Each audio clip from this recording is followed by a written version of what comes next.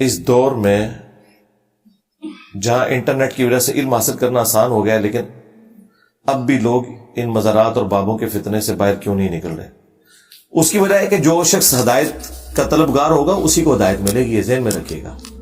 ان کو تو چھوڑ دیں، آپ کے پڑوسی ملک انڈیا میں آلموسٹ 1 ارب کے قریب لوگ آج کے اس ماڈرن دور میں بھی بتوں کی پوجا کر رہے ہیں۔ یہ کتنی حیران کن بات ہے۔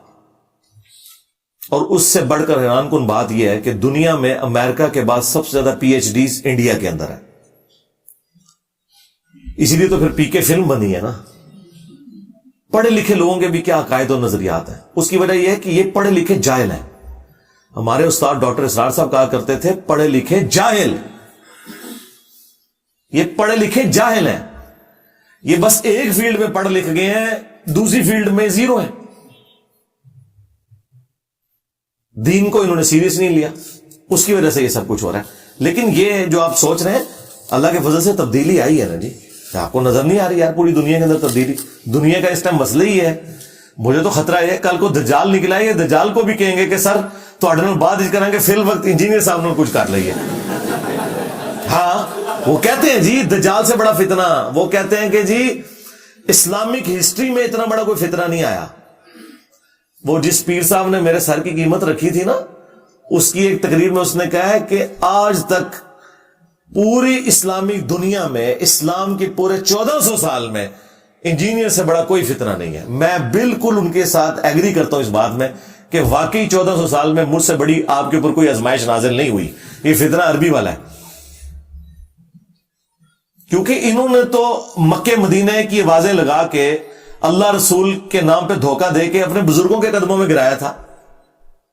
ان کا تو فراڈ چل رہا تھا، ان کے چندے تو چل رہے تھے، ان کو کسی نے آگے للکارا ہی نہیں تھا، کسی کی جرت ہی نہیں تھی بات کرے۔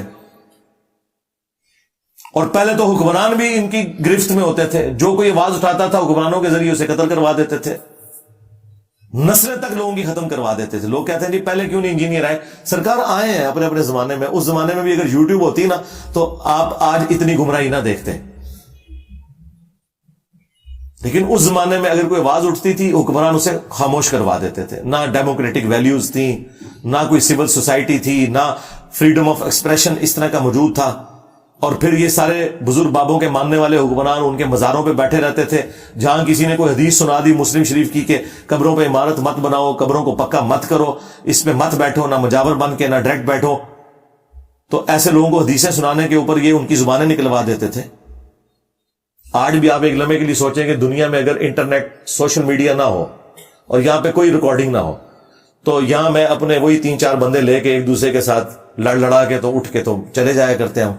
یہ جو آپ کو تبدیلی نظر آئی ہے تو وہ اس میڈیا کی وجہ سے کہ دنیا تک بات پہنچی ہے۔ تو اب تبدیلی الحمدللہ آپ کو حقیقی نظر آ رہی ہے، اور یہ ریورس گیئر ان کا شروع ہو چکا ہے۔ کیا کوئی عورت اپنے سسرال سے ناراضگی کی وجہ سے اپنے والد کے گھر رہ سکتی ہے اور والد بھی اس کو سپورٹ کرے؟